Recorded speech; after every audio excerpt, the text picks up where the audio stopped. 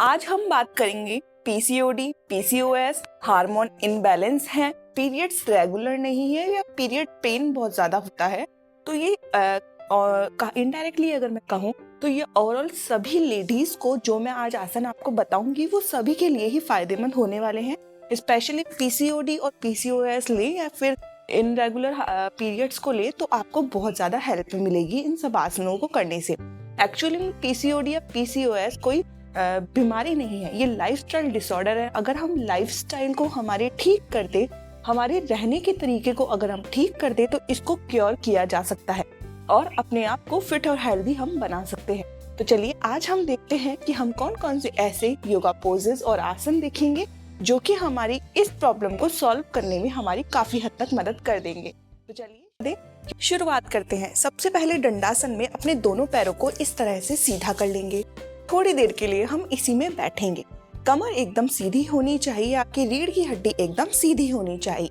अपने आप के कंधों को एकदम थोड़ा लाइट, हम बॉडी को लाइट छोड़ेंगे, कमर एकदम सीधी रखेंगे, पैरों के पंजों को एकदम सीधा रखेंगे इसी तरह से।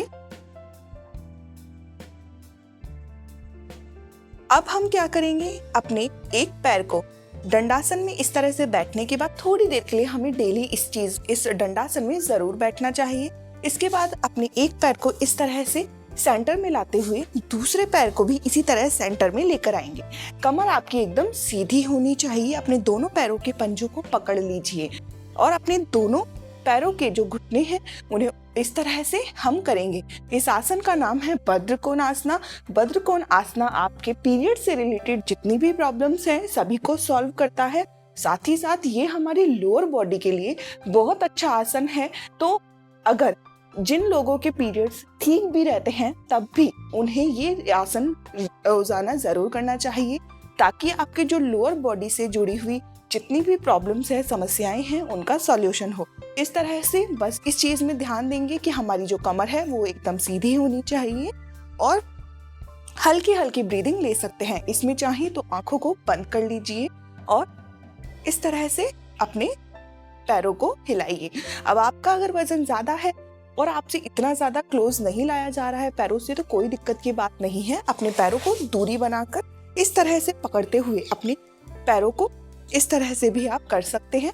धीरे धीरे जब आपकी फ्लेक्सिबिलिटी डे बाय डे बढ़ने लगेगी तो धीरे धीरे से अपने पैरों के पंजों को अपने शरीर के पास लाते रहिए और इसको उसी तरह से करने की कोशिश कीजिए भद्रकोण आसना को जिस तरह से ये एक्चुअली में होता है।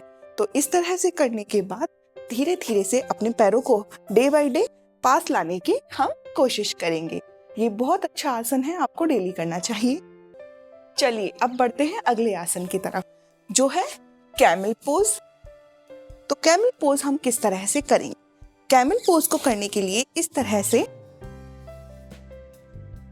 अपने घुटनों के बल पर इस तरह से आ जाएंगे। ये ध्यान देना है कि हमारी बॉडी एकदम सीधी होनी चाहिए, एक लाइन में होनी चाहिए। अब क्या करेंगे, चाहे तो पैरों में दूरी बना ले। अब एक एक करके हम हमारे पैरों, अपने हाथों को इस तरह से पीछे की तरफ लेते हुए अपनी एड़ियों को पकड़ने की कोशिश करेंगे। सेम चीज दूसरे हाथ से भी करेंगे। कोशिश करेंगे इस तरह से आने की। अपनी एड़ियों को आप पकड़े हुए होंगे, थोड़ी देर के लिए इसी में होल्ड करेंगे।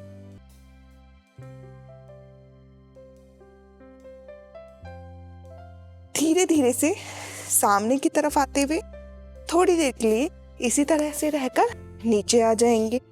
कैमल पोज एक बहुत अच्छा आसन है आपके हिप्स को ओपन करने के लिए और साथ ही साथ आपके लोअर बॉडी के प्रॉब्लम्स को सॉल्व करने के लिए।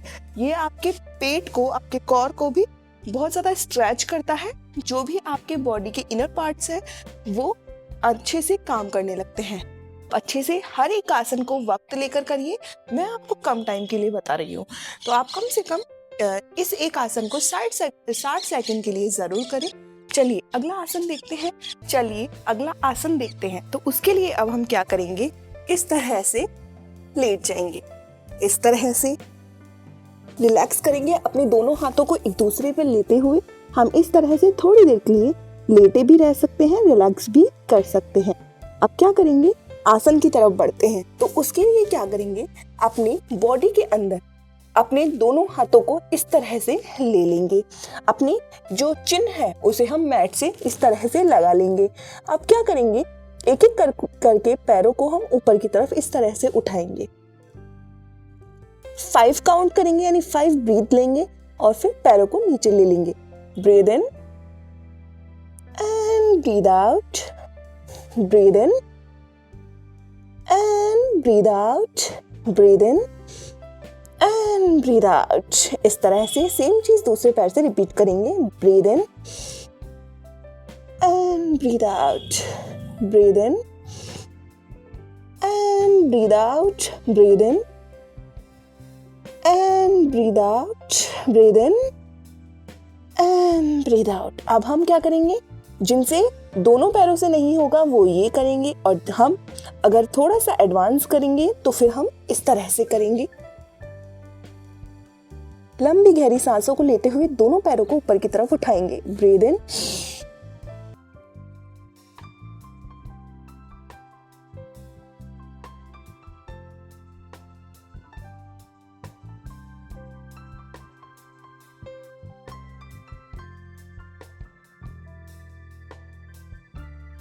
रिलैक्स, इस तरह से। अब धीरे धीरे से अब अपने क्या करेंगे, इस तरह से सामने की तरफ आते हुए अपने पैरों को उठाएंगे और अपनी पंजों को पकड़ते हुए अपर बॉडी को भी ऊपर की तरफ लेने की कोशिश करेंगे।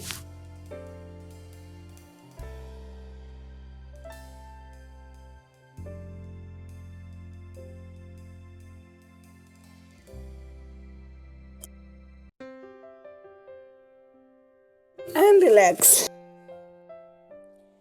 ये था धनुरासन, जो कि आपके कोर एरिया को स्ट्रेच करता है, आपके हिप्स को ओपन करता है, आपके जो स्टमक के अंदर के इनर पार्ट्स हैं उन्हें भी स्ट्रॉन्ग करने में काफ़ी ज़्यादा मदद करता है।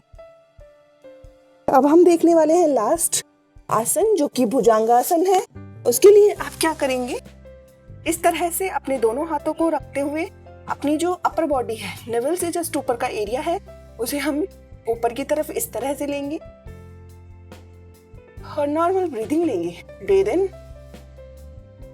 And breathe out, breathe in and breathe out, breathe in and breathe out. Relax.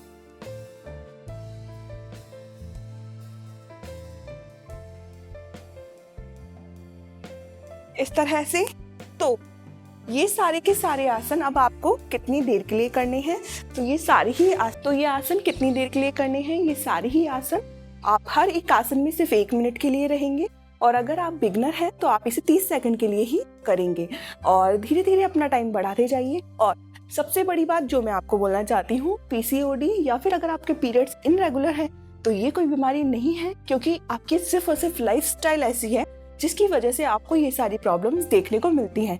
तो अपनी लाइफस्टाइल को ठीक करिए, योगा करिए, एक्सरसाइजेस को अपनी लाइफ में जोड़िए, अच्छा खाना खाइए, घर का खाना खाइए, जंक फूड को अवॉइड कीजिए, और हेल्दी लाइफस्टाइल अगर आप चुनेंगे तो आपके ये जो सारी प्रॉब्लम्स हैं वो एकदम जड़ से